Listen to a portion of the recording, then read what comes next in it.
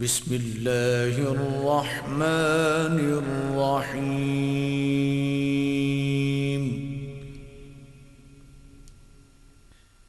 الرحمن علم القرآن خلق الإنسان علمه البيان.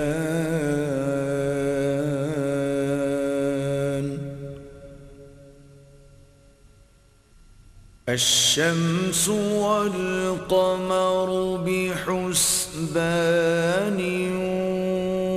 والنجم والشجر يسجدان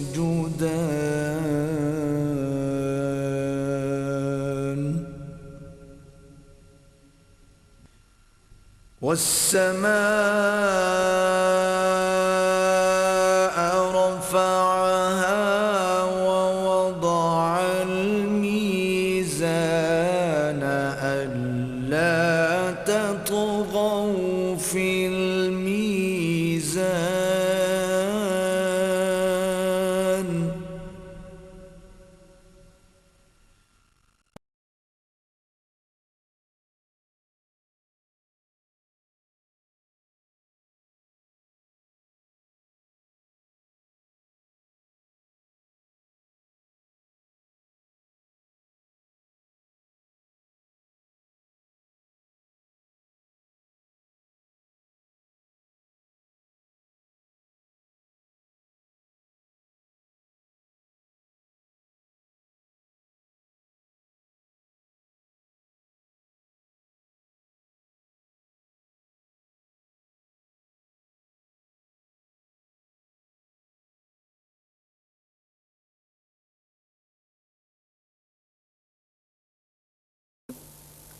اما بعد فاعوذ باللہ من الشیطان الرجیم بسم اللہ الرحمن الرحیم وعلمک ما لم تکن تعلم صدق اللہ مولانا العظیم. سونا جنگل رات اندھیری چھائی بدلی کالی ہے، سونا جنگل رات اندھیری چھائی بدلی کالی ہے، سونے والوں جاگتے رہیو چوروں کی رکھوالی ہے. سونا پاس ہے سونا بن ہے سونا زہر ہے اٹھ پیارے، تو کہتا ہے میٹھی نیند ہے تیری مت ہی نرالی ہے.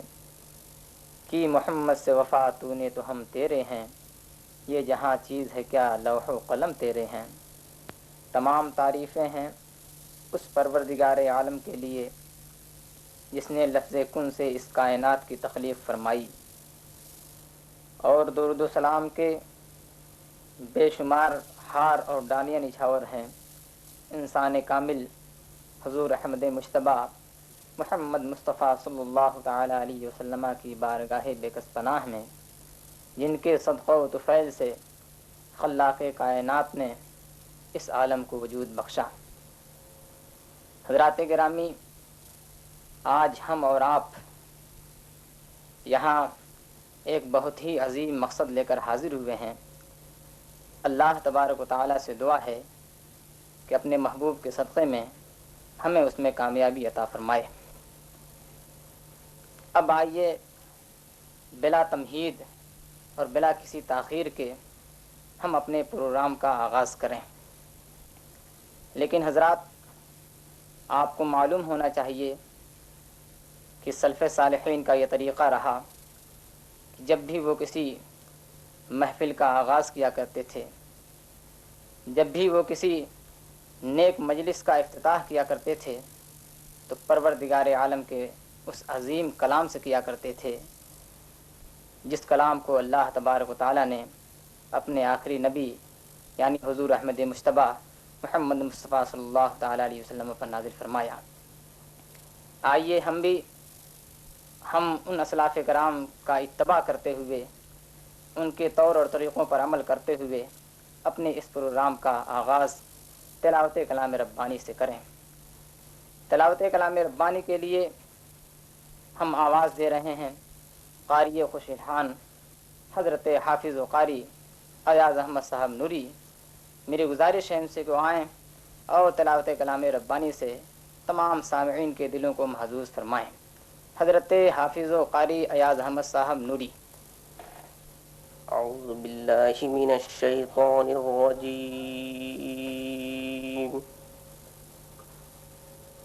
بسم اللہ الرحمن الرحیم۔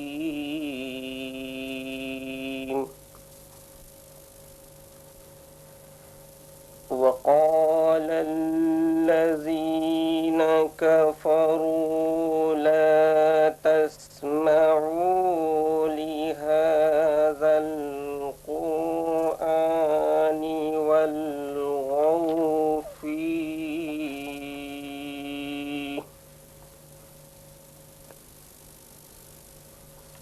والغوا فيه لعلكم تغلبون۔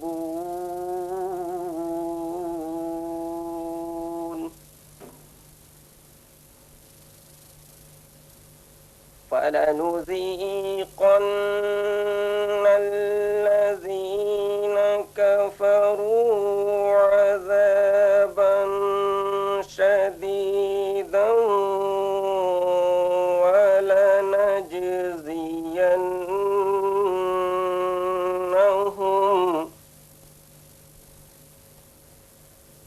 ولنجزينهم أسوأ الذي كانوا يعملون۔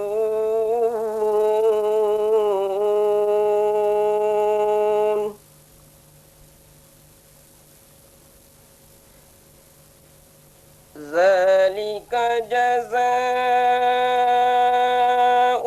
أعداء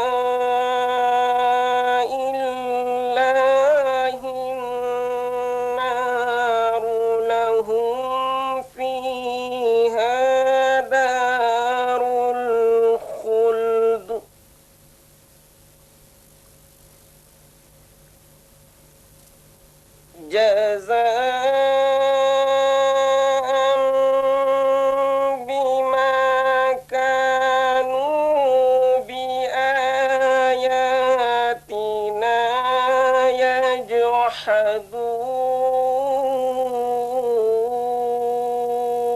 يجحدون۔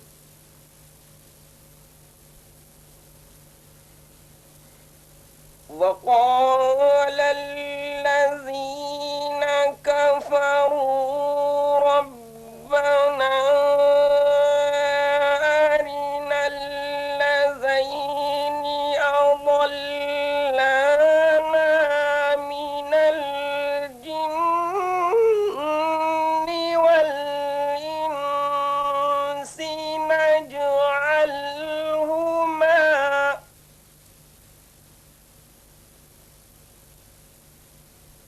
نجعلهما تحت أقدامنا ليكونا من الأسفلين۔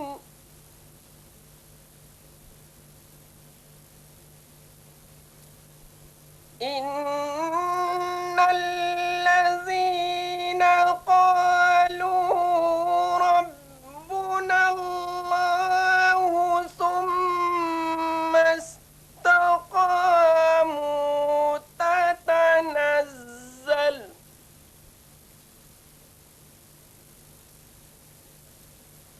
تتنزل عليهم الملائكة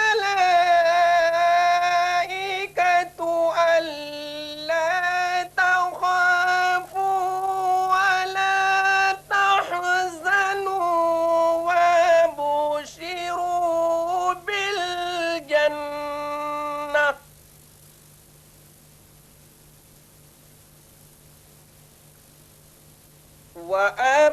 وأبشروا بالجنة التي كنتم توعدون۔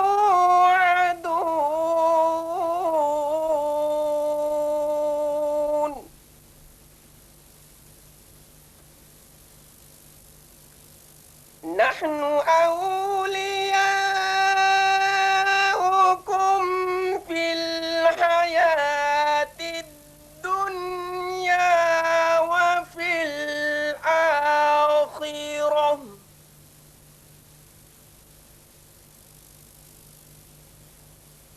ولكم فيها ما تشتهي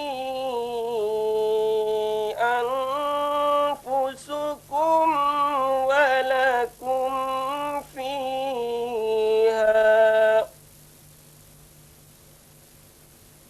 ولكم فيها ما تدعون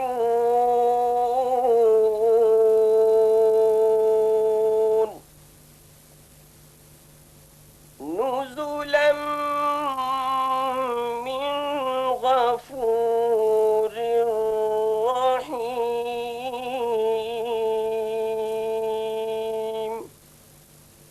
صدق الله العظيم سبحان اللہ ماشاء اللہ۔ یہ تھے حضرت حافظ و قاری ایاز احمد صاحب نوری۔ محشر میں محمد کا عنوان نرالا ہے، امت کی شفاعت کا سامان نرالا ہے، اس مصحف زیبا کا آنکھوں میں تصور ہے، اس مصحف زیبا کا آنکھوں میں تصور ہے، البیلی تلاوت ہے قرآن نرالا ہے۔ ابھی آپ قرآن عظیم کی تلاوت اور اس کی حلاوت سے محظوظ ہو رہے تھے۔ نہایت پیاری آواز کے ساتھ ساتھ لحن داؤدی کی جھلک بھی مل رہی تھی۔ عزیزان ملت اسلامیہ، آئیے ہم اپنے مقصد کی طرف اور اپنے پروگرام کو آگے بڑھاتے ہوئے چلیں، اور آپ جو باتیں عرض کی جا رہی ہیں یعنی کہ قدر تمہید، اسے آپ اچھی طریقے سے اپنے ذہن و فکر میں جگہ دیں کہ موجودہ دور میں اسلام کے نام پر مختلف مکتبہ فکر کے لوگ الگ الگ خیالات لیے ان کے حق ہونے کا اعلان کرتے ہیں اور ان کی تبلیغ و اشاعت میں مصروف ہیں، جبکہ سچ یہ ہے کہ ان میں سے ایک ہی جماعت حق پر ہے، باقی سب باطل اور گمراہ ہیں۔ ایسے ماحول میں عام مسلمان کو یہ فیصلہ کرنا کہ کون حق پر ہے بڑا مشکل کام ہے۔ رب تبارک و تعالیٰ ارشاد فرماتا ہے فَاسْأَلُوا أَهْلَ الذِّكْرِ إِن كُنتُمْ لَا تَعْلَمُونَ، تو اے لوگو علم والوں سے پوچھو اگر تمہیں علم نہ ہو۔ کنز ایمان۔ اس معاملے میں ہماری رہنمائی کرنے کے لیے جس شخصیت پر ہماری نظر جا کر ٹھہری ہے وہ شخصیت ہے مولانا عبدالستار حمدانی صاحب کی۔ آپ گجرات کے ایک صنعت کار ہیں۔ آپ نے اپنی ابتدائی تعلیم علماء دیوبند سے حاصل کی اور کئی سال ان کے گروہ سے وابستہ رہے، مگر جب حضور مفتی اعظم ہند رحمۃ اللہ تعالی علیہ کی زیارت سے مشرف ہوئے تو دل کی دنیا بدل گئی، فوراً توبہ کی اور سلسلہ رضویہ میں داخل ہو گئے۔ اس کے بعد آپ نے علماء دیوبند کی کتابوں کا وسیع مطالعہ کیا، یہاں تک کہ آج مولانا اس سلسلے میں ایک ریسرچ اسکالر مانے جاتے ہیں۔ آپ نے علماء دیوبند کی 400 کتابوں سے تقریباً 4500 ایسی عبارتیں نکالیں جو گمراہ کن اور قابل اعتراض ہیں، نیز ان کے مصنفین کے گمراہ ہونے کا پتہ دیتی ہیں۔ اپنی بے پناہ مصروفیات کے باوجود آج مولانا موصوف اپنا قیمتی وقت نکال کر زینت اسٹیج ہیں تاکہ وہ ہماری رہنمائی فرمائیں۔ آپ ہمارے سامنے علماء دیوبند کی کتابوں سے ان کی گستاخانہ، فحش اور گمراہ کن عبارتیں پیش کریں گے، پھر ہم فیصلہ کریں کہ یہ کتابیں ہمارے لیے کیا دیتی ہیں، یہ کتابیں ہمارے لیے کیا ہیں، ہدایت یا گمراہی، ہدایت یا گمراہی، ہدایت یا گمراہی۔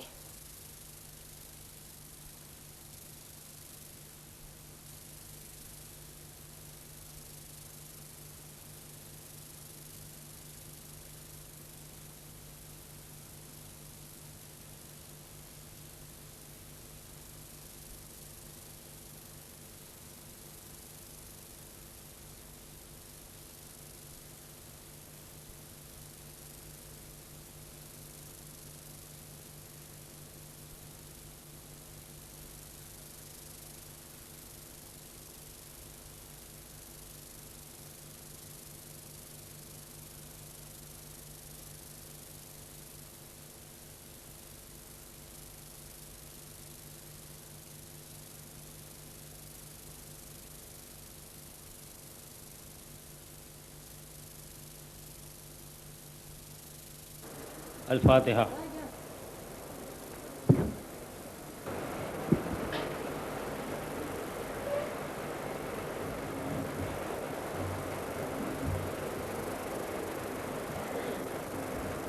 سبحان ربک رب العزت عما یصفون وسلام علی المرسلین والحمد للہ رب العالمین۔ نحمدہ ونصلی علی رسولہ الکریم، اما بعد، فقال اللہ تبارک و تعالی فی شان حبیبہ ان اللہ وملائکتہ یصلون علی النبی یا ایہا الذین آمنوا صلوا علیہ وسلموا تسلیما۔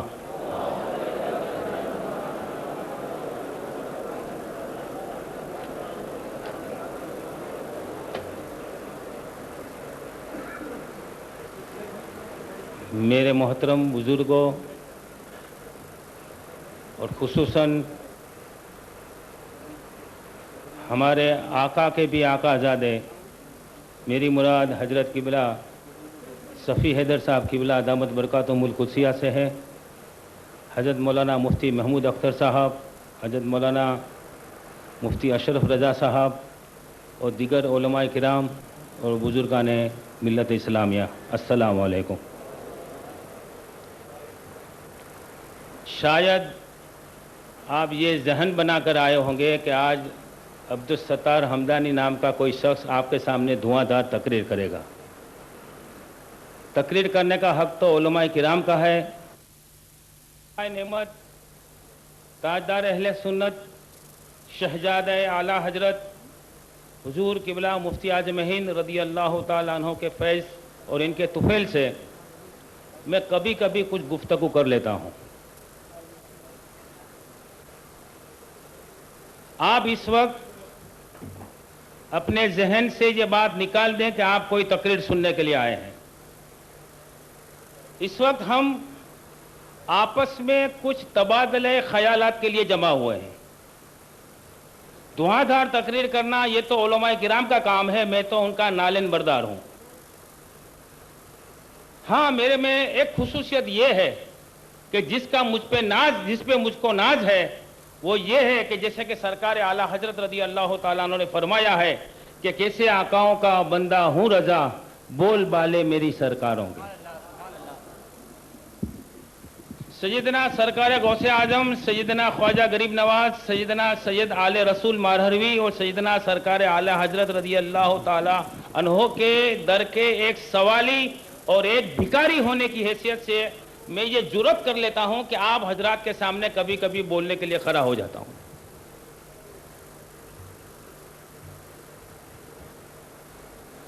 آج کے دور میں آج کا مسلمان ششو پنج میں ہے۔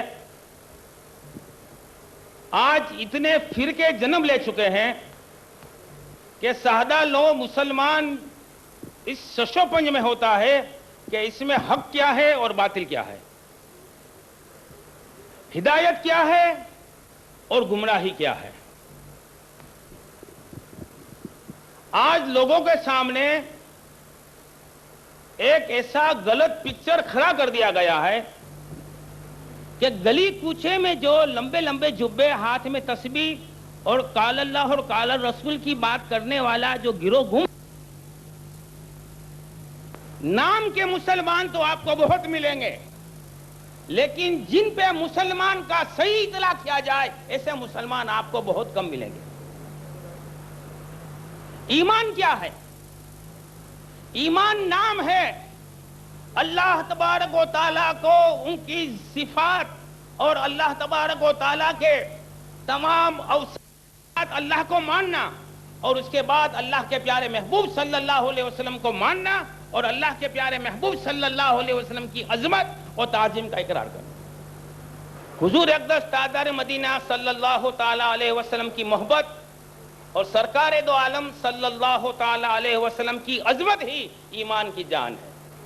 جیسے کہ سیدنا سرکار اعلیٰ حضرت امام عشق و محبت امام احمد رضا محدث بریلوی رضی اللہ تعالیٰ عنہ فرماتے ہیں کہ اللہ کی سرتاب قدم شان ہے یہ، انسان نہیں انسان، وہ انسان ہے یہ قرآن تو ایمان بتاتا ہے انہیں، ایمان یہ کہتا ہے کہ میری جان ہے۔ سبحان اللہ سبحان اللہ۔ تو سرکار دو عالم صلی اللہ تعالی علیہ وسلم کی محبت اور سرکار دو عالم صلی اللہ تعالی علیہ وسلم کی عظمت ہی ایمان کی جان ہے۔ آپ قرآن مجید کو پوچھو، اے اللہ کے کلام،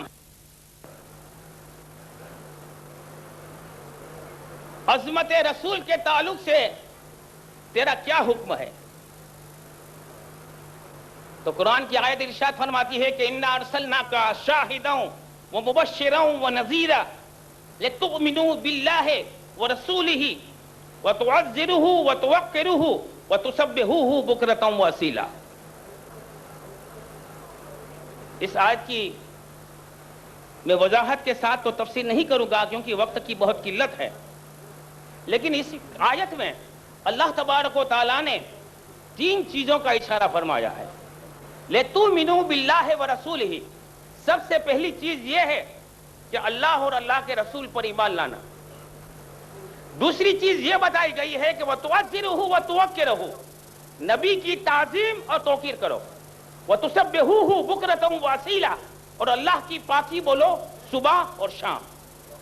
دیکھیے اس آیت میں اللہ تبارک و تعالیٰ نے 3 چیزیں بتائیں۔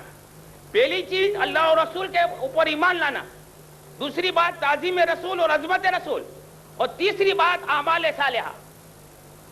1، 2 اور 3، 1 اور 3 کو جوڑنے والی بیچ کی کڑی ہے نمبر 2، اور وہ ہے عظمت رسول۔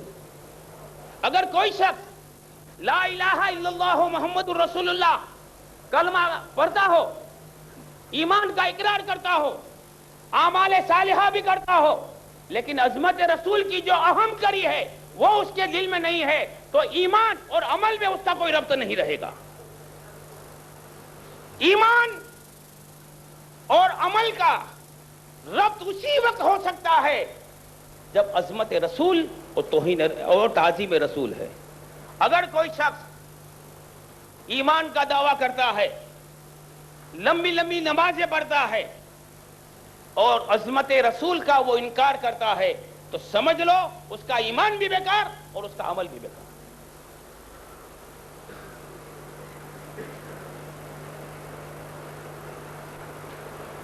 تمہیدی گفتگو بھی میں زیادہ طویل نہیں کروں گا، میں اپنے اصل مقصد پر کہ آج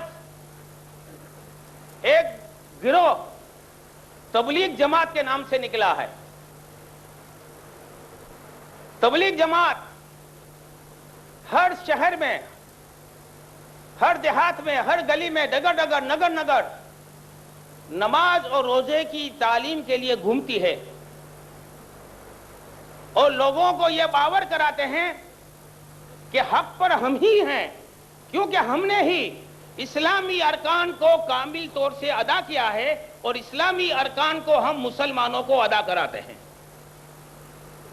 اور یہ جو سنی کہلاتے ہیں، یہ لوگ تو قوالی میں مبتلا ہیں، عرسوں میں مبتلا ہیں، نیاز میں مبتلا ہیں، ویسی باتیں لوگوں کے سامنے پیش کرتے ہیں اور لوگوں کو گمراہ کرتے ہیں۔ ہمارا وہابی دیوبندی تبلیغی جماعت کے ساتھ صرف نیاز، فاتحہ اور عرس کا ہی اختلاف نہیں،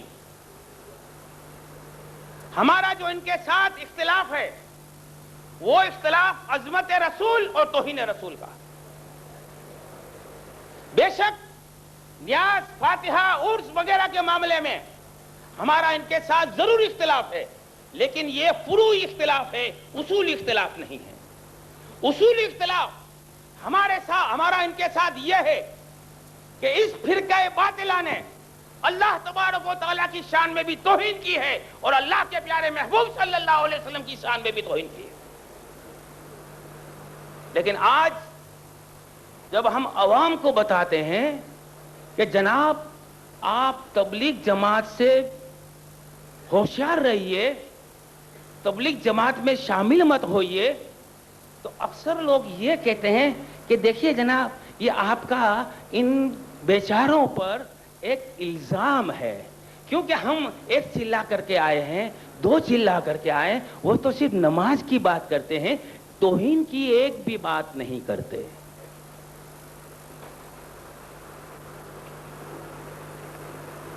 لیکن آج ہم ڈنکے کی چوٹ پہ کہتے ہیں کہ یہ جو تبلیغ جماعت ہے یہ جماعت حقیقت میں وہابی نجدی جماعت ہے. تبلیغ جماعت کا جو بانی تھا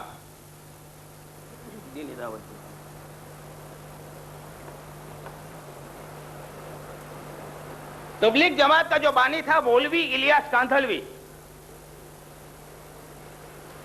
یہ مولوی رشید احمد گنگوہی کا مرید تھا.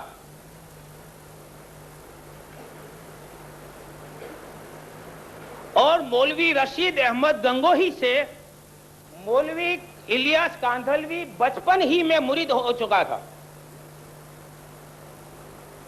رکھو اس کو، رکھو یار.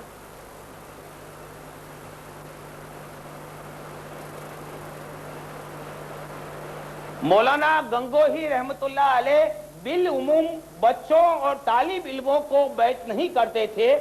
فراغت اور تکمیل کے بعد اس کی اجازت ہوتی تھی، مگر مولانا الیاس صاحب کی غیر معمولی حالت کی بنا پر ان کی خواہش و درخواست پر بیعت کر لیا.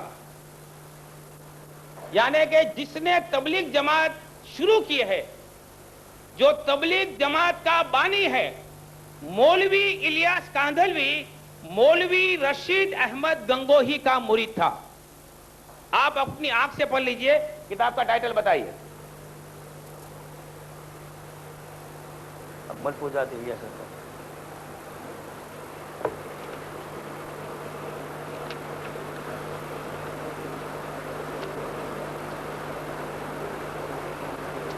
یہی مولوی الیاس کاندھلوی نے دینی تعلیم دارالعلوم دیوبند میں دارالعلوم دیوبند کے صدر مدرس مولوی محمود الحسن دیوبندی سے حاصل کی تھی.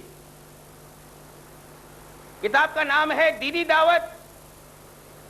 اس کے مصنف ہیں مولوی ابو الحسن علی ندوی. شائع کرنے والے ہیں ادارہ اشاعت دینیات پرائیویٹ لمیٹڈ دہلی.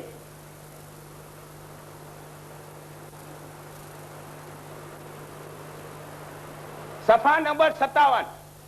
حدیث کی تکمیل. سن ہجری 1326 میں آپ شیخ الہند مولانا محمود حسن صاحب رحمت اللہ تعالی علیہ کے حلقہ درس میں شرکت کے لیے دیوبند تشریف لے گئے اور ترمذی اور بخاری شریف کی سماعت کی. اب نیچے کی عبارت پڑھ دیجئے.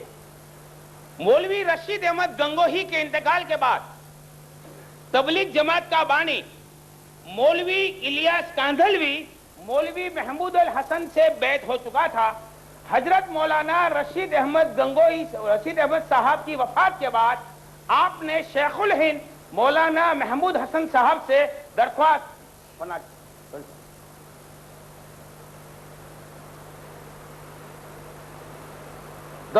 کی. آپ نے مولانا خلیل احمد صاحب سے رجوع کا مشورہ دیا.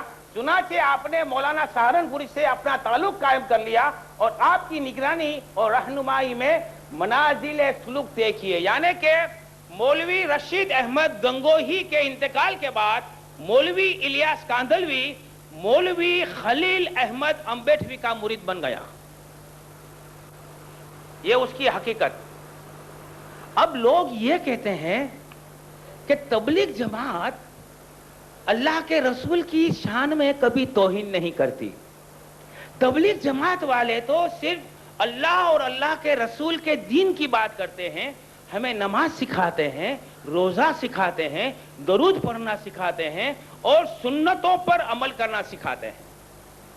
لیکن آئیے میں آپ کو ایک حقیقت بتاؤں کہ تبلیغ جماعت کا اصل مقصد کیا ہے.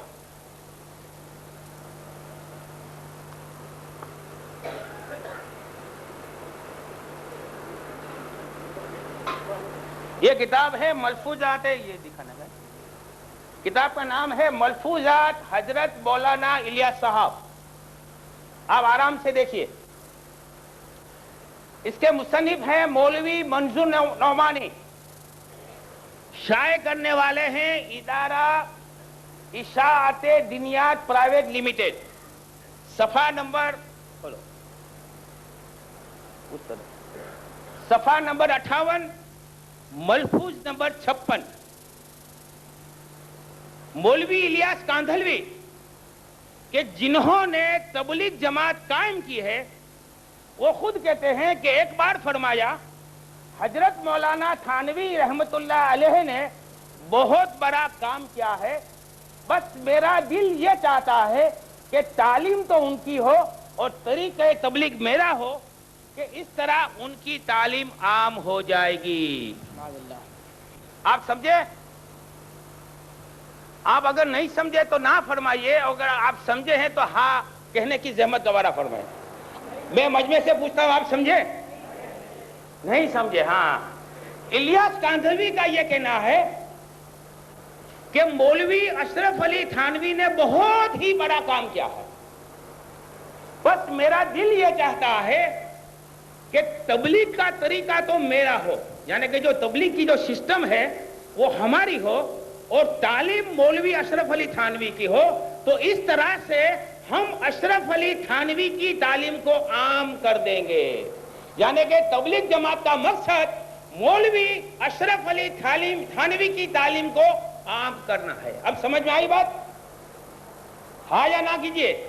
دیکھیے یہ تقریر نہیں ہے، یہ آپ کا ایک خادم بیٹھا کھڑا ہوا ہے، آپسی گفتگو کرتے ہیں، ہم تبادلہ خیالات کے لیے جمع ہوئے ہیں.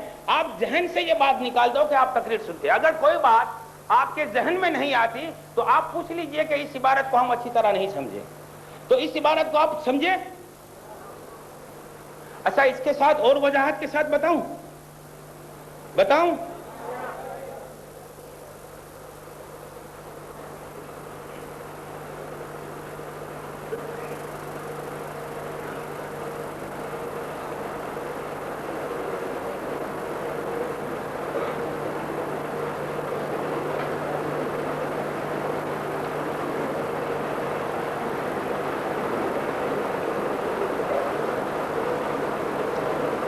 کتاب کا ٹائٹل بتاؤ.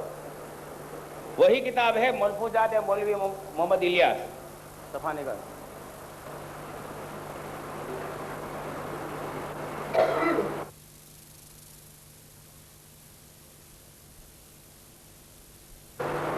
اب ایک طرف تو اشرف علی تھانوی کی تعلیم عام کرنے کی بات چل رہی تھی، اور یہاں رشید احمد گنگوہی کے تعلق سے کیا لکھا ہے کہ فرمایا کہ حضرت گنگوہی رحمت اللہ علیہ اس دور کے کتب ارشاد اور مجدد تھے، لیکن مجدد کے لیے ضروری نہیں کہ سارا تجدیدی کام اسی کے ہاتھ پر ظاہر ہو، بلکہ اس کے آدمیوں کے ذریعے جو کام ہو وہ سب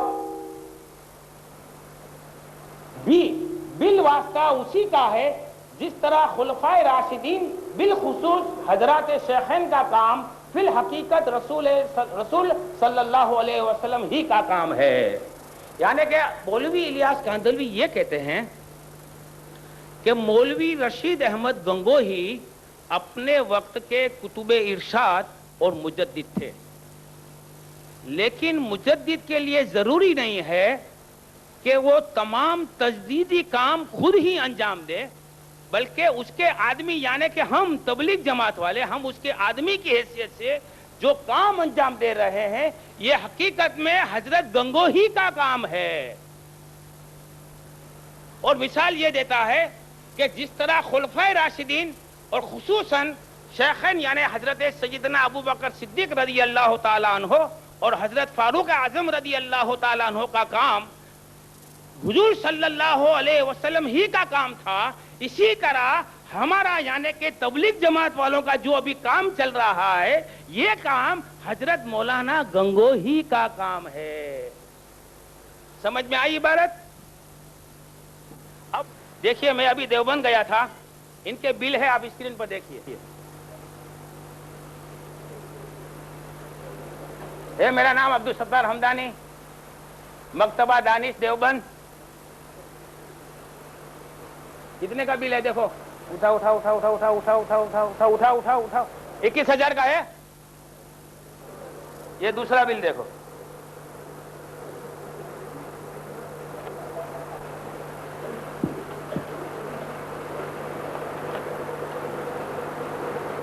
ارے جناب ہم تو ان کی ٹرانسپورٹ کی بلٹی بھی سنبھال کے رکھتے ہیں. دیکھو یہ اشرفی کتاب گھر دیوبند کا بل. میں اس لیے آپ کو بتاتا ہوں کہ ابھی میں آپ کو ان کا گرم مسالہ دکھاؤں گا. یہ لال کتاب دو تو یہ کوئی بھی. اچھا میں مجمع سے ایک سوال کرتا ہوں کہ اس وقت میرے ہاتھ میں یہ کیا قرآن لگتا ہے نا؟ اگر دور سے کوئی شخص دیکھے گا اس کتاب کو تو کیا سمجھے گا؟ قرآن شریف ہے، ایسا ہی لگتا ہے نا؟ ڈیکوریشن دیکھو. لیکن حقیقت میں یہ کوک شاستر ہے. آپ نہیں مانیں گے لیکن جب میں ان کے اوراق کھول کے ان کی عبارتوں کو میں آپ کو اسکرین پہ بتاؤں گا تب آپ بھی ان پہ لعنت کریں گے. سوال یہ پیدا ہوتا ہے کہ انہوں نے ایسی عبارتیں چھاپی کیوں؟ تو یہ بھی میرے آقا کا فرمان ہے. سرکار فرماتے ہیں الحیاء شعبۃ من الایمان. حیا ہے وہ ایمان کا ایک شعبہ ہے. اور ایک جگہ میرے آقا صلی اللہ علیہ وسلم فرماتے ہیں اذا لم تستحی فاصنع ما شئت. اگر تم شرم اور حیا نہیں کرتا تو تیرے دل میں جو آئے وہ کر. اب جہاں بھی میری تقریر ہوتی ہے تبلیغ جماعت والے گروہ کے گروہ پولیس اسٹیشن پہ جاتے ہیں. ان کی کتاب میں یا گوشت المدد کہنا شرک ہے. کیا ہے؟ لیکن پولیس اسٹیشن پہ جا کے کہتے ہیں یا پولیس المدد، یا پولیس المدد. عبدالستار حمدانی نام کی ہم پہ مصیبت آ گئی ہے، اے پولیس مدد کر دو، تقریر پہ پابندی لگا دو.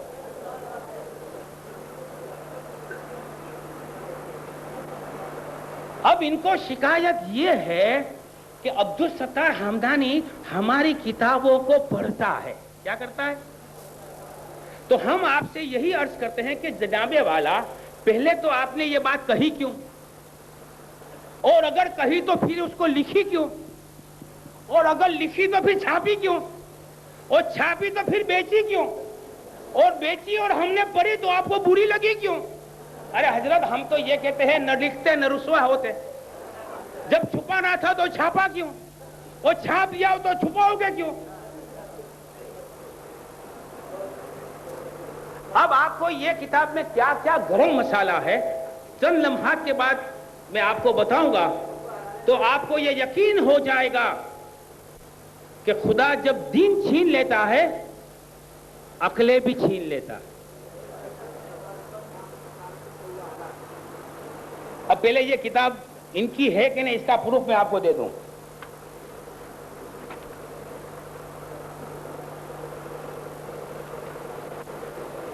دیکھیے یہ ٹرانسپورٹ کی بلٹی ہے، جے پور گولڈن ٹرانسپورٹ. یہ ان کا خط آیا تھا، دیکھو پوسٹ کی اسٹیمپ بھی لگی ہوئی ہے.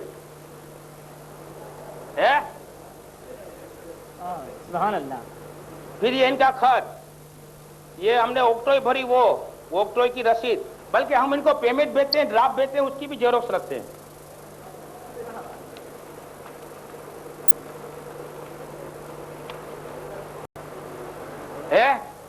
یہ ایڈوانس کا 5,000 کا ڈرافٹ بھیجا تھا مولوی مظفر حسین تھانوی.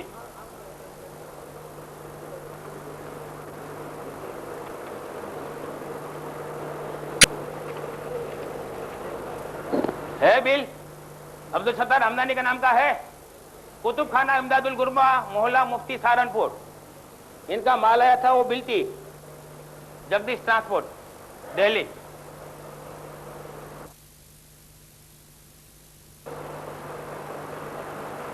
تو یہ لوگ کیا کہتے ہیں یہ کتاب ہماری نہیں تم نے چھاپی. تو ہم کہتے ہیں کہ کیا ہم کو پاگل کتے نے کاٹا کہ ہم ہمارے سرکار اعلی حضرت کی کتابیں تو اب تک چھاپ نہیں سکے، اور کیا ہمارا دماغ خراب ہو گیا کہ تمہاری کتابیں چھاپیں گے؟ آپ کو ایک مثال دو.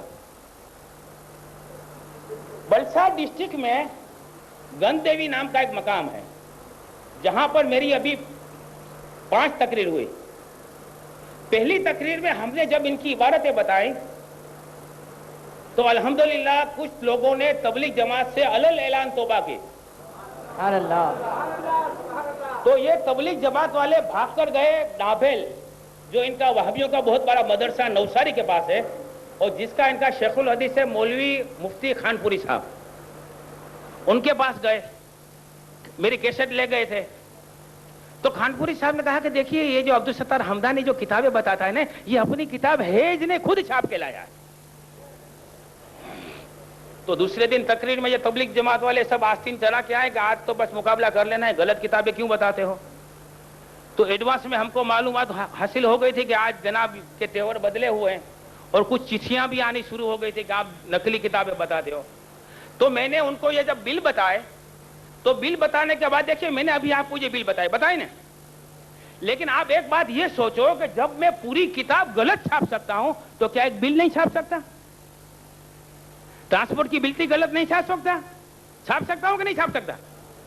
تو ہم نے یہ کہا کہ دیکھیے یہ بل پہ بھی آپ بھروسہ مت کرو، یہ کتاب پہ بھی بھروسہ مت کرو، لیکن میں اس وقت اعلان کرتا ہوں کہ اگر کسی کے گھر میں تقویت الایمان ہو، اگر کسی کے گھر میں بہشتی زیور ہو، اگر کسی کے گھر میں تحذیر الناس ہو تو وہ لے کر ادھر آ جائے۔ تو ایک شخص کا گھر سامنے تھا، وہ دوڑ کے گیا، تقویت الایمان بھی لایا اور بہشتی زیور بھی لایا۔ تو وہ کتاب لے کے آتا تھا تو ہم نے ان کو روک دیا، میں نے کہا کہ جناب کتاب لے کر براہ کرم اسٹیج پہ مت آنا۔ بولے کیوں؟ میں نے بولا اس لیے کہ آپ کو مجھ سے 20 فیٹ دور رہنے کا ہے۔ بولے کیوں؟ میں نے بولا اس لیے کہ اگر آپ کتاب لے کر میرے پاس آئیں گے اور میں اگر کتاب کو ٹچ کروں گا تو آپ کے مولوی یہ کہیں گے انگلیوں میں جادو تھا، عبارت ڈال دی۔ لہذا آپ کو 20 فیٹ ہم سے دور رہنا ہے۔ کتنا؟ 19 فیٹ 11 انچ بھی نہیں چلے گا۔ اور آپ کو یہ کرنا ہے بحمداللہ تعالی سرکار اعلی حضرت اور سرکار مفتی اعظم ہند رضی اللہ تعالیٰ عنہ کے در کے اس کتے کو تمہاری تمام ایڈیشن کی عبارتیں ماں صفحہ نمبر یاد ہے۔ سبحان اللہ سبحان اللہ۔ تمہیں صرف یہ کہنا ہے کہ میرے ہاتھ میں جو کتاب ہے وہ فلاں مکتبے کی چھپی ہوئی ہے، بس اتنا کہو۔ میں آپ کو یہاں سے کہوں گا کہ آپ اس کا فلاں صفحہ نمبر کھول کے دیکھو۔ تو وہ جناب بہشتی زیور لے کر کھڑے ہوئے۔ میں نے بولا جناب پہلے آپ یہ بتاؤ کہ آپ کے گھر میں یہ کتاب کتنے سال سے ہے؟ تو کہا کہ 20-22 سال پہلے ہمارے والد صاحب دہلی گئے تھے تو وہاں سے لائے تھے یہ بہشتی زیور۔ میں نے کہا آپ کا کتاب کا فلاں صفحہ نمبر کھول کے دیکھو، اور میں نے اپنی یہ کتاب کو کھول کے دکھایا دونوں کی عبارت سے۔ میں نے بولا اب بولو میں نے چھاپی ہے یا آپ کی ہی چھپی ہوئی ہے؟ تو دوسرے دن پھر یہ گئے وہاں ڈابھیل کہ حضرت اس نے تو ہمارے گھر میں کتاب تھی، اس میں سے عبارت نکال کے ڈال دی، دکھا دی۔ تو کہتے ہیں ہاں یہ ایسا ہے کہ انگریز گئے تھے نا، انگریز تھے نا، انہوں نے یہ عبارتیں چھاپ دی ہیں۔ واہ میاں مٹھو۔ تو میں نے کہا کہ جناب انگریز گئے اس کو 50 سال ہو گئے، اور وہ جناب جو کل کتاب لے کر آئے تھے وہ ان کے گھر میں 20-22 سال پرانی ہے، اور ہمارے پاس یہ جو کتاب ہے یہ ابھی کی چھپی ہوئی ہے۔ تو آپ کو کیا اتنی توفیق بھی نہیں ہوئی کہ 50 سال پہلے انگریز جو عبارتیں آپ ڈال گئے اسی کو آپ واپس چھاپ رہے ہو؟ پھر تیسرے دن گئے تو کہتے ہیں کہ ہاں عبارتیں تو اپنی ہیں، لیکن وہ حمدانی جو سمجھاتا ہے نا وہ غلط سمجھاتا ہے۔ اب میں کیا غلط سمجھاتا ہوں میں آپ کو ایک عبارت بتاتا ہوں۔ اب دیکھیے مولوی الیاس کاندھلوی صاحب مولوی اشرف علی تھانوی صاحب کی تعلیم کو عام کرنا چاہتے ہیں۔ کیا عام کرنا چاہتے ہیں؟ تعلیم کو۔ اور یہ جو کتاب ہے بہشتی زیور، دیکھو آپ دیکھو واپس، اس کتاب کے لیے تبلیغ جماعت والے یہ کہتے ہیں کہ ہمارے حضرت مولانا تھانوی صاحب کی زندگی کا عظیم شاہکار ہے۔ ہم تبلیغ جماعت والوں کو پوچھتے ہیں کہ جناب آپ مولوی اشرف علی صاحب کو مجدد میں شمار کراتے ہیں، تو آپ ذرا یہ تو بتائیے ان کا تجدیدی کارنامہ کیا ہے؟ بہشتی زیور۔ اچھا بہشتی زیور اشرف علی صاحب کا ایسا عظیم کارنامہ ہے کہ جس کی وجہ سے آپ اشرف علی صاحب تھانوی کو مجدد کہتے ہیں؟ بے شک بے شک۔ میں نے بولا جناب یہ تو بتائیے کہ یہ کتاب تھانوی صاحب نے کن کے لیے لکھی ہے؟ عورتوں کے لیے لکھی ہے۔ کن کے لیے لکھی ہے؟ عورتوں کے لیے. واہ, عورتوں کو ہم جہیز میں دیتے ہیں. اچھا کیوں؟ بولے اس میں ہر چیز کا بیان ہے. اب اس میں کیا کیا بیان ہے وہ آپ کو دیکھنا ہے. پہلے میں آپ کو ایک سوال کرتا ہوں, میں آپ پورے مجمع سے سوال کرتا ہوں. آپ ایک درخت کے نیچے کھڑے ہیں. کیا کھڑے ہیں؟ ہاں دیکھیے, یہ تقریر نہیں ہے جناب. اب درخت کے اوپر یہ کالا کالا وہ بیٹھتا ہے, اس کو کیا بولتے ہیں؟ ہاں. اب کوے نے اوپر سے پاخانہ کیا اور آپ کی انگلی پہ گرا. کہاں پہ گرا؟ اب آپ کیا کرو گے؟ اس کو دھوئیں گے نا, ایسا کریں گے؟ اب لیکن تھانوی صاحب کو پوچھو کہ جناب تھانوی صاحب, کوے نے بیٹ کیا, ہماری انگلی پہ نجاست لگ گئی, کیا کریں؟ تو تھانوی صاحب فرماتے ہیں ہاتھ میں کوئی نجیس چیز لگی تھی, اس کو کسی نے زبان سے 3 دفعہ چاٹ لیا تو بھی پاک ہو جائے گا. پہلے میں آپ سے ایک سوال یہ کرتا ہوں کہ یہ ایک آدمی ہے, کیا ہے؟ اس کا نام ہے مسٹر ایکس. کیا ہے؟ مسٹر ایکس کی شادی 1991 میں ہوئی. کب ہوئی؟ 1991 کی جنوری میں ہوئی. کب ہوئی؟ جنوری میں. اور مسٹر ایکس 1992 کی مارچ میں امریکہ چلا گیا. کہاں چلا گیا؟ اور 1992 مارچ کے بعد وہ جون 1997 تک گھر نہیں آیا. کب نہیں آیا؟ کب سے نہیں آیا؟ 1992 سے 1997 تک گھر نہیں آیا. اور 1997 کی مارچ میں اگر اس کے گھر پہ بچہ پیدا ہو جائے گا تو کس کا ہوگا؟ حرام کا ہوگا نا, کیونکہ وہ تو 5 سال سے وہاں بیٹھا ہے امریکہ. لیکن تھانوی صاحب بولتے ہیں کہ نہیں, حرام کا نہیں. دیکھو یہ کتاب کا نام ہے بہشتی زیور, اس کے مصنف ہیں مولوی اشرف علی تھانوی, شائع کرنے والے ہیں ربانی بک ڈپو دہلی. صفحہ نمبر نکالو 240. وہ گرین والی بعد میں پڑھیں گے, پہلے لال والی پڑھو. لال والی دکھاؤ, گرین والی ڈاؤن کرو, گرین والی ڈاؤن کرو. ہاں بس. اب دیکھو مسئلہ 10.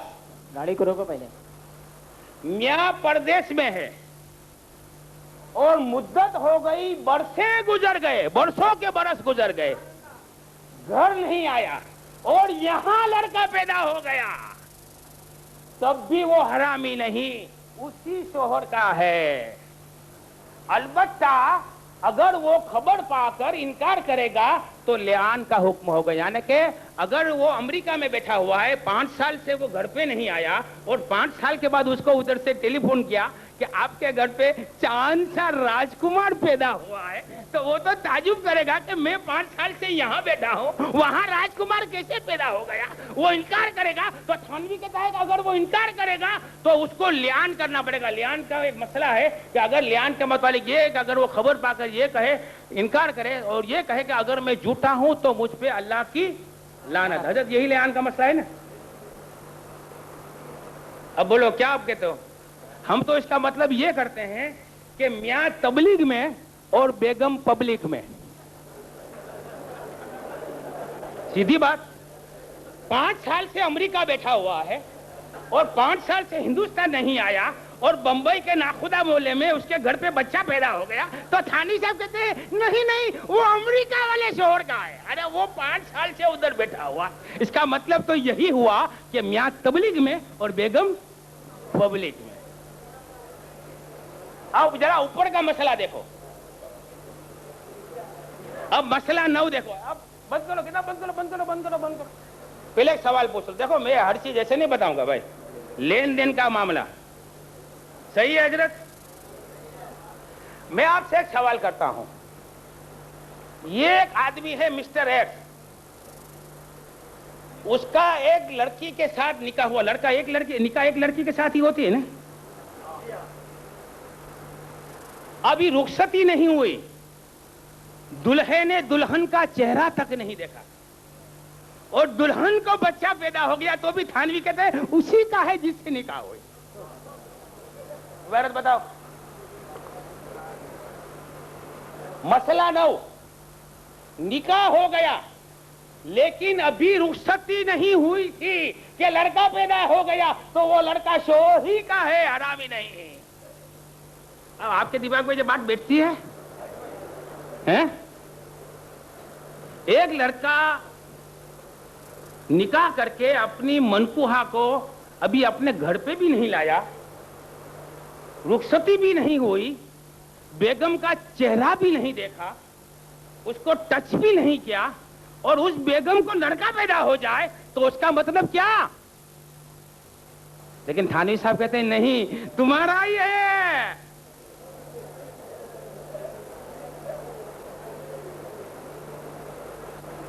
جانے دو. اچھا یہ بات آپ نے کبھی سنی تھی؟ ایسی باتیں کبھی سنی تھی؟ دیکھیے ہم آج بھی اعلان کرتے ہیں، ہماری ایک عبارت کو کوئی بھی غلط ثابت کرے گا تو ایک عبارت پہ 1,00,000 روپے کا انعام. سبحان اللہ، سبحان اللہ. میں تمام تبلیغ جماعت کے، دیوبندی اور وہابی نجدی جماعت کے مفتیوں کو، محدثوں کو آج ڈنکے کی چوٹ پہ اعلان کرتا ہوں کہ اگر تمہارے میں دم اور خم ہے تو آپ سامنے تشریف لائیے، اپنی عبارتوں کی وضاحت ہمارے سامنے کر دیجئے. اور اگر آپ سامنے نہیں آتے اور پیچھے سے الزام لگاتے ہیں تو اس کا مطلب یہ ہے کہ آپ جھوٹے ہیں. اگر سچائی پہ ہیں تو آپ ہم سے مناظرہ کر لیجئے.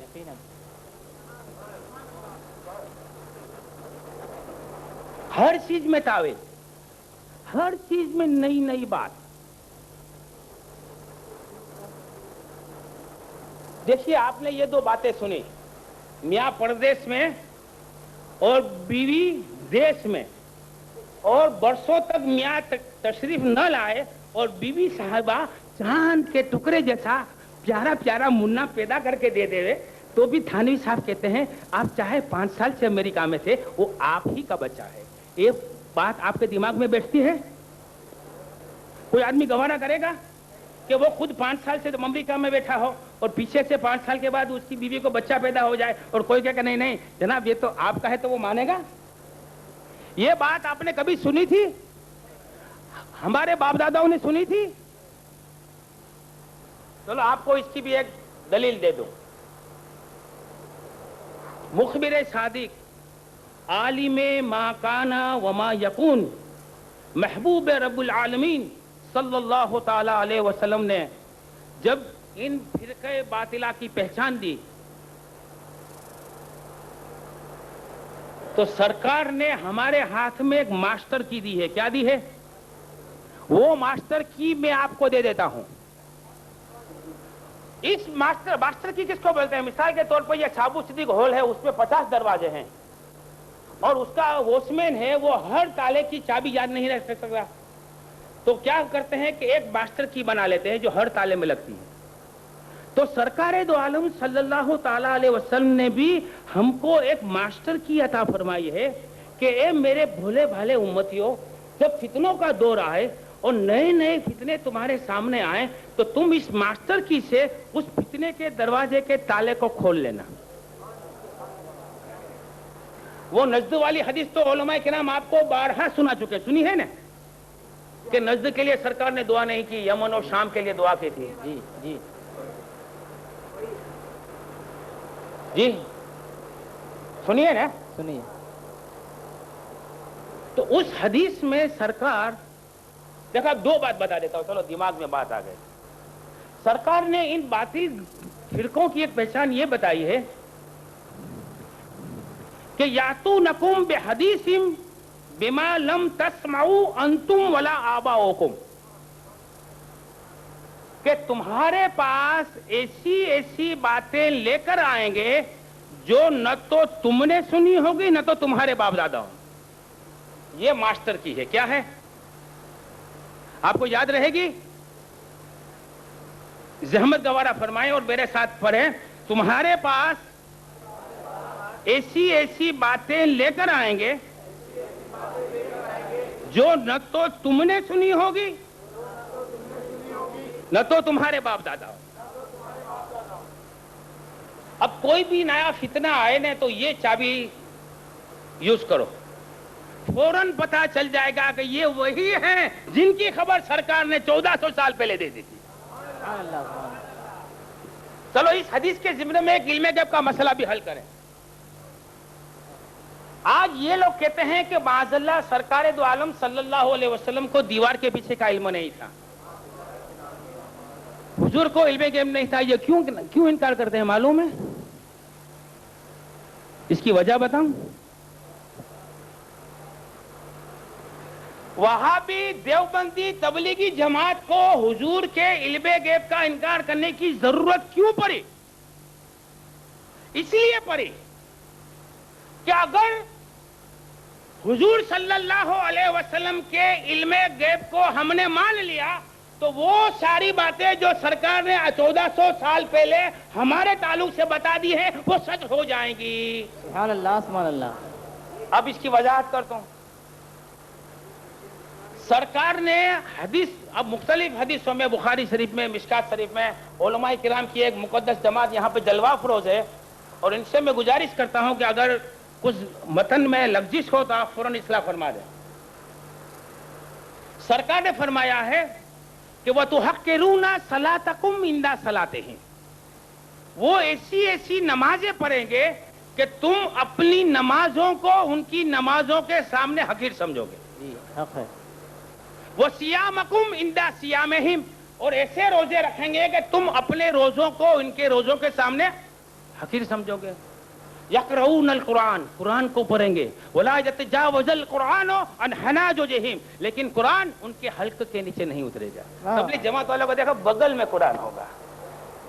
بس اسٹینڈ پہ گیا, آدھا گھنٹہ لیٹ ہے, ٹھیک ہے آدھا پارہ پڑھ لیتا ہوں. جو بھی دیکھے گا آہا اللہ کا مقدس بندہ بس اسٹینڈ میں بھی قرآن کی تلاوت کرتا ہے, ریلوے اسٹیشن میں دیکھو تو قرآن کی تلاوت, ٹرین میں تلاوت. لیکن سرکار فرماتے ہیں یہ قرآن پڑھیں گے لیکن قرآن ان کے حلق کے نیچے نہیں اترے گا. پھر فرماتے ہیں سرکار کہ ان کی زبانیں شہد کی طرح میٹھی ہوں گی, سر گٹائیں گے اور پاجامہ اونچا پہنیں گے. اب آپ کے سامنے دیکھو, آپ کو ایک چابی اور بھی دیتا ہوں. اگر آپ کے سامنے کوئی تبلیغ جماعت والا آ کر یہ کہے کہ حضور صلی اللہ علیہ وسلم کو علم غیب تھا, اس کی دلیل کیا ہے, کیا کہنا ہے, تو اسے صرف اتنا ہی جواب دو کہ تیرا وجود ہی میرے آقا کے علم غیب کی دلیل ہے.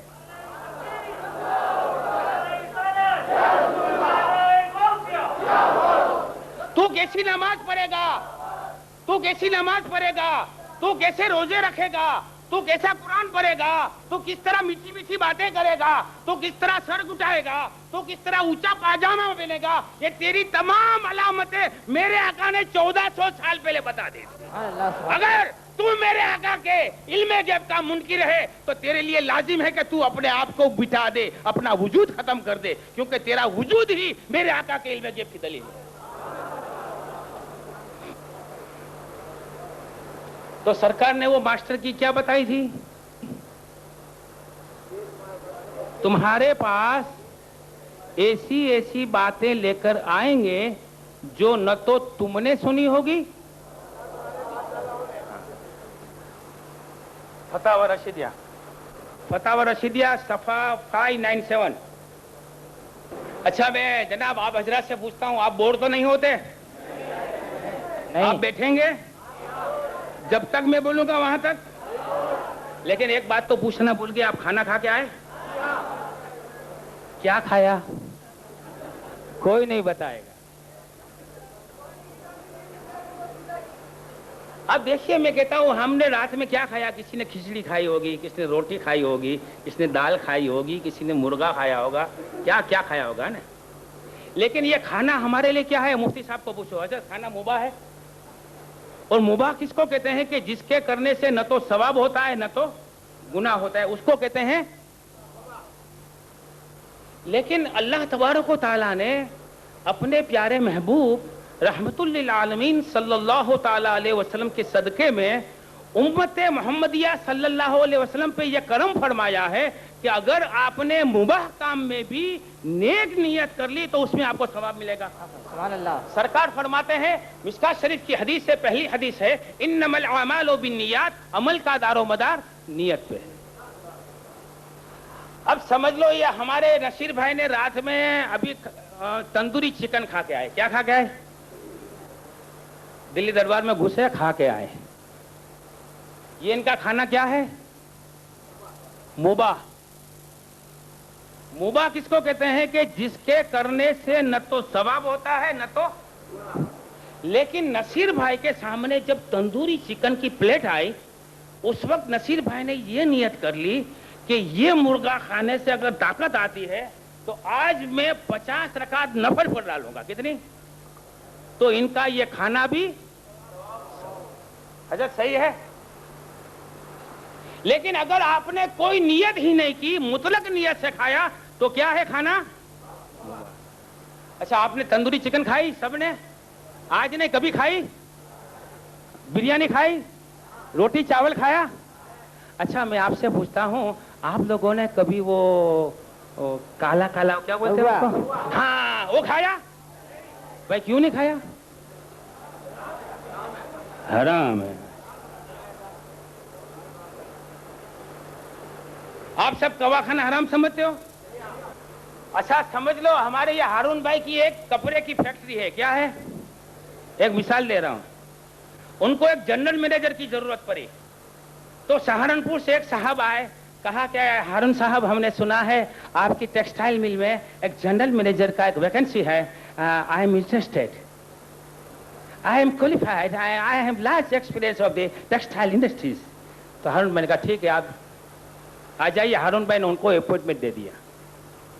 2 دن کے بعد حضرت مفتی اشرف رضا صاحب کو پتا چلا کہ ہارون بھائی نے اپنی فیکٹری میں جس جنرل مینیجر کو رکھا ہے وہ روز رات کو کوا جبا کر کے کھاتا ہے. تو مفتی صاحب جب ہارون بھائی کو بولیں گے کہ ہارون بھائی آپ کی فیکٹری کے جو جنرل مینیجر صاحب ہیں وہ روز رات میں کالا کالا کالا کالا کالا کوا کاٹ کے کھاتے ہیں، تو کیا ہارون بھائی اس کو نوکری میں کنٹینیو رکھیں گے؟ رکھیں گے؟ نکال ڈالیں گے. کیوں؟ کہ کوا کھانے والے کو ہم برا سمجھتے ہیں. تو 2 چیز فائنل ہوئی، کوا کھانا ہم حرام سمجھتے ہیں. آپ کیا ارشاد فرماتے ہیں؟ صفحہ نمبر 597 نکالو. 597.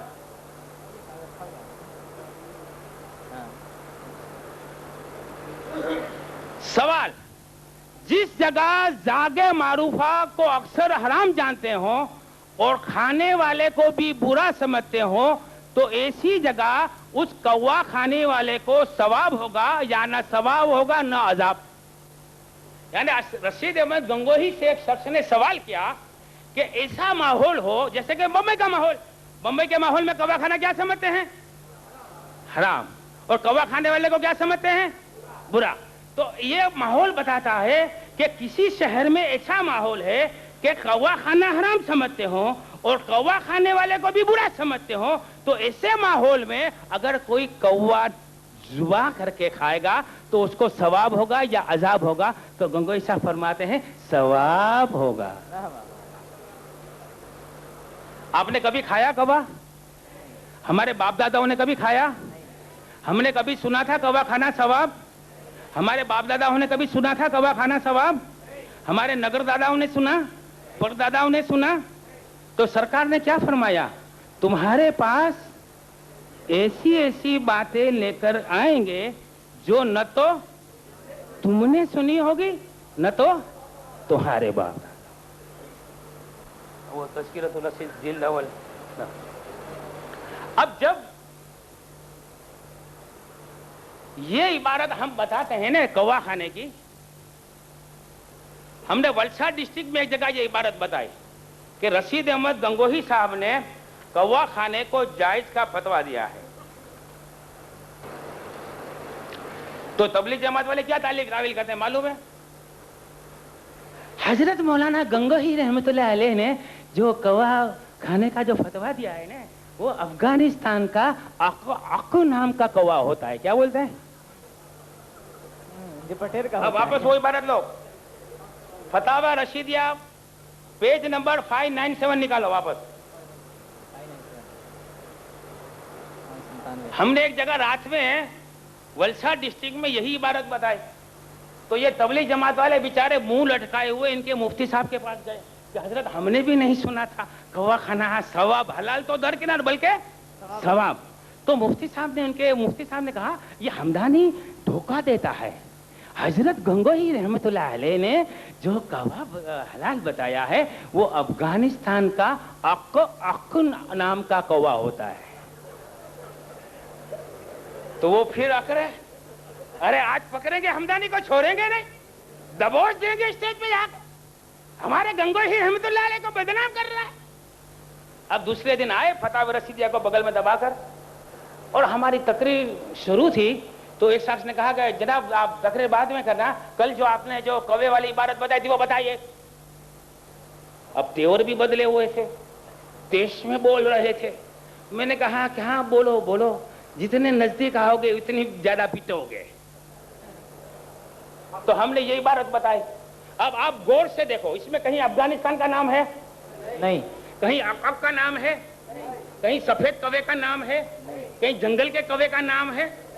تو میں نے کہا کہ جناب یہ فتویٰ صاف ہے کہ جس جگہ زاگے معروفہ, دیکھو یہ زاگے معروفہ ہے نا, دیکھو یہ زاگے معروفہ, اس سے مراد ہے عام کوا جس کو ہندی میں ہم کہیں گے پرچلت کوا, فیمس کاؤ. کیا ہوا؟ اب آپ دیکھو غور سے فتویٰ دیکھو کہ جس جگہ زاگے معروفہ کو اکثر حرام جانتے ہو اور کھانے والے کو برا کہتے ہو تو ایسی جگہ اس کوا کھانے والے کو ثواب ہوگا یا نہ ثواب ہوگا یا نہ عذاب. اس میں نے کہا جناب آپ کہیے کہیں افغانستان کا نام تو نہیں ہے. بولا نہیں نام نہیں ہے وہ بات ٹھیک ہے لیکن ہمارے گنگوہی صاحب کی مراد وہی ہے. واہ مراد وہی, وہ بھی تم کو معلوم ہوگا کہ تمہارے پاس علم غیب ہے. دیکھو یہیں بھی پھنستے ہیں. ایک طرف سے تم یہ کہتے ہو کہ کسی کے دل کا حال معلوم کرنے والا کسی نبی اور ولی کے اختیار میں نہیں, اور کسی نے یہ عقیدہ رکھا کہ نبی اور ولی کسی کے دل کی بات جان لیتے ہیں تو وہ بھی آدمی مشرک ہے, تقویت الایمان کر رہی ہے. تو آپ کو کیسے پتا چلا کہ گنگوہی صاحب کا مطلب یہ عقق ہے؟ نہیں وہ بات ٹھیک ہے لیکن یہ عقق ہی مراد ہے. تو میں نے کہا جناب اگر عقق نہ ہو تو حرام ہے. دیکھو اب سمجھو, تبلیغ جماعت والے یہ دلیل کرتے تھے کہ اس فتوے میں حضرت مولانا گنگوہی نے جو کوا خانہ ثواب لکھا ہے وہ افغانستان کا اک نام کا کوا ہے. کیا ہے؟ تو عبارت میں تو کہیں لکھا نہیں, نہ اک لکھا ہے. آپ دیکھ سکتے ہیں نا عبارت کو, سرکار ہے کہیں اک؟ دیکھو میرے آقا کی تائید مل گئی. وہ میرے آقا کے جن کے تلوے ہمارے لیے سر کے تاج ہیں, جن کے مقدس تلووں کو ہم ہماری زبان سے بھی چاٹیں گے نا تو ہماری قسمت کی معراج ہو جائے گی. یہ وہ خانقاہ کے شہزادے ہیں کہ جن کے لیے اعلیٰ حضرت نے یہ فرمایا کہ منم امیر جہانگیر کج کلا یعنی کمینہ بندہ و مسکین گدائے آل رسول. سبحان اللہ. نعرہ تکبیر, نعرہ رسالت, مسلک اعلیٰ حضرت, نعرہ تکبیر. تو ہم نے ان سے کہا کہ اگر اک کوا نہ ہو تو بولے تو حرام ہے.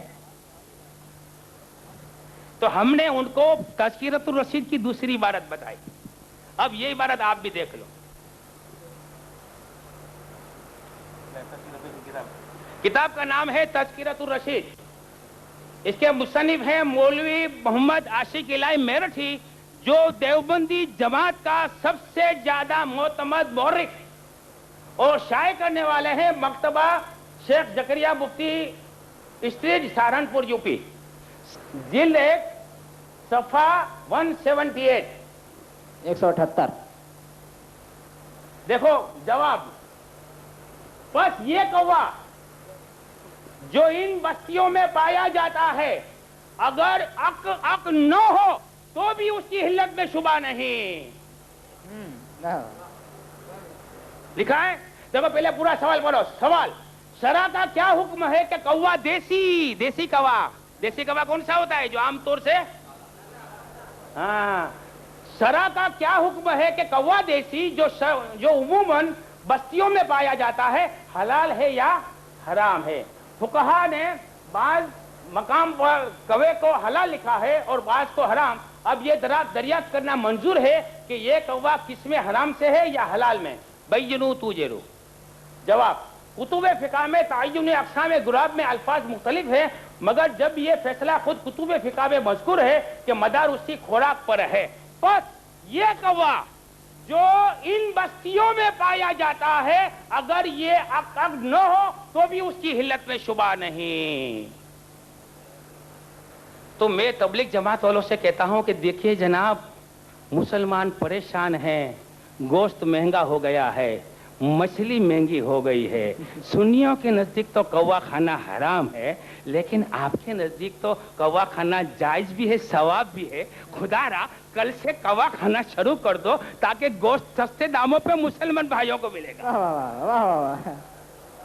और इनको फायदा है। हम तो इनको फायदे की बात बताते हैं कि मुफ्त में गोश्त भी मिलेगा और ऊपर से सवाब भी मिलेगा।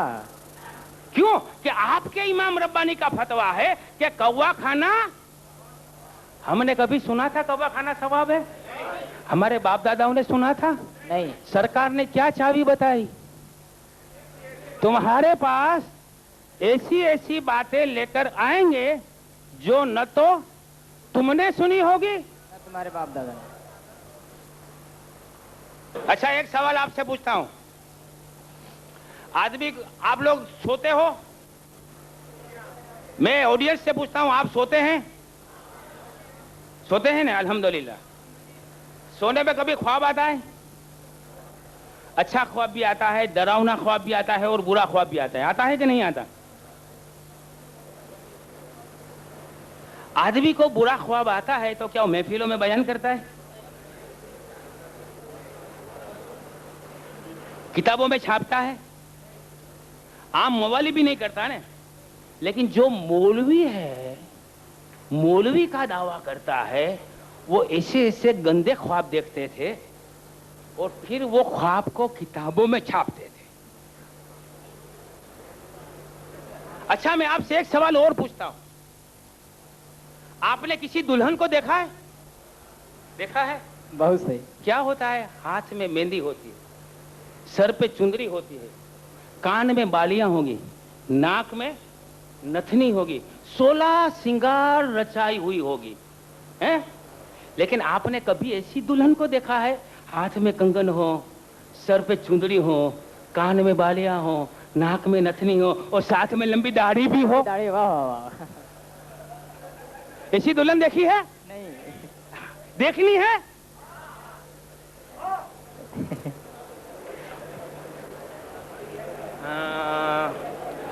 जिल्दो सफा 289। दाढ़ी वाली दुल्हन देखने के लिए तैयार हो जाइए। सफा 289।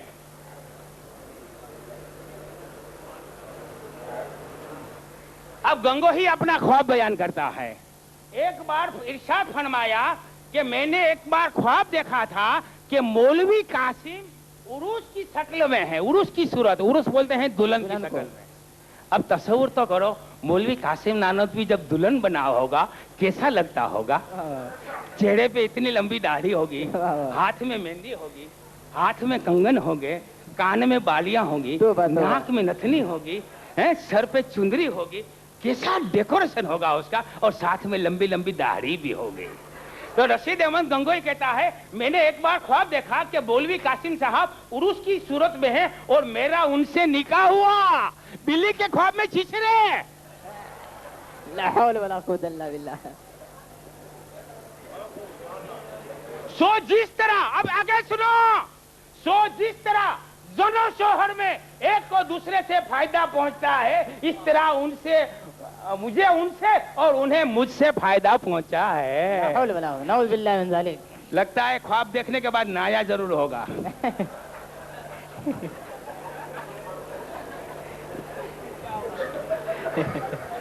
अब मैं आपसे ये सवाल पूछता हूँ कि ये ख्वाब किताब में छापने के लायक है? हरगिज़ नहीं। یہ کیا اسلامی معاشرے کو آپ تعلیم دے رہے ہو؟ یہ خواب اپنی کتاب دیکھو، بزرگوں کی سوانح حیات ہم لوگ شائع کرتے ہیں. سیدنا غوث پاک رضی اللہ تعالیٰ عنہ کی سوانح حیات، سیدنا خواجہ غریب نواز کی سوانح حیات ہم شائع کرتے ہیں. کیوں شائع کرتے ہیں؟ کہ ان کی سوانح حیات پڑھ کے لوگ اپنے طور و طریقوں کی اصلاح کریں گے اور ان کے طریقے پر چلنے کی کوشش کریں گے جی. اور ان کی زندگی اسلامی زندگی ہو جائے گی. اب اگر کسی نے ان کی سوانح حیات پڑھ کر ان کے طریقے پر عمل کر لیا تو وہ اسلامی طریقہ ہوگا یا رجنیش کا طریقہ ہوگا؟ اوشو کا دیکھا، اوشو کا نام سنا تھا؟